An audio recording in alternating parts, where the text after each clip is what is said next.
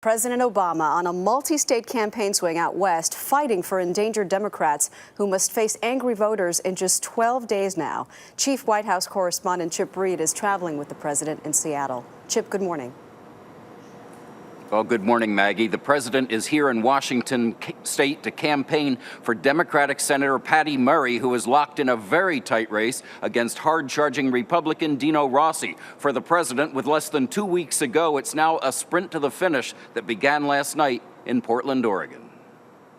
Don't let them tell you that change isn't possible. Over 4 days, the president is making stops in 5 states. States that voted Democratic just 2 years ago, but where many Democrats are now facing strong Republican challenges. From Oregon, the president traveled here to Washington state. Then he's off to California, Nevada, and Minnesota. The only way to fight it, the only way to match millions of dollars in negative ads is with millions of voices of people who care and want to finish what we started in 2008. It's part of a White House-coordinated final drive to boost candidates in the most competitive races. Vice President Joe Biden is on his own West Coast tour, hitting Nevada Wednesday, where Senate Majority Leader Reid is in a tough contest against Tea Party-backed candidate Sharon Angle.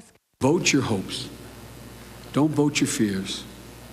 Make this a choice, not a referendum. But even as they stump for candidates coast to coast, some analysts say rallying the Democratic base won't be enough. Moderates are rental property in elections. If they can't turn out moderates and get them to vote for Democrats, Democrats are going to be in huge trouble. Across the country, polls show many races tightening, perhaps nowhere more than in Pennsylvania. For months, Republican Pat Toomey has held a wide lead over Democrat Joe Sestak in the race for the Senate. But suddenly, they're in a statistical tie. Last night, they met for their first debate.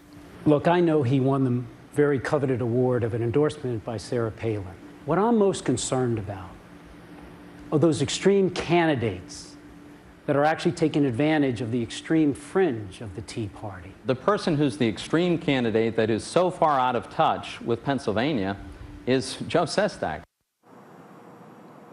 The top priority for the White House now is holding on to the Senate, keeping it in Democratic hands. And here in Washington state, they're pulling out all the stops to help Patty Murray. It's the president today. Earlier this week, it was Bill Clinton, then Joe Biden. And next week, Michelle Obama gets her turn. Maggie?